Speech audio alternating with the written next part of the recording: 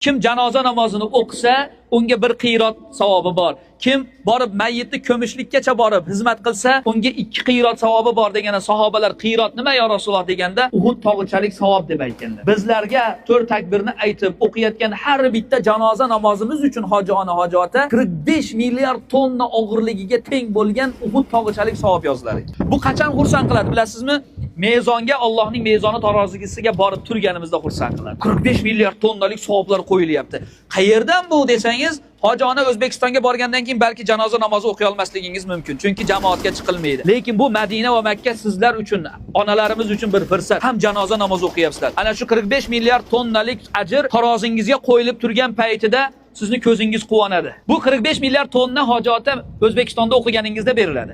Lekin Rasulullohning Masjidi Nabaviysiga qadam bosib janoza namozini o'qiydigan bo'lsangiz 45 milliard tonnani mingtaga ko'paytirib olasiz. Ertaga Makka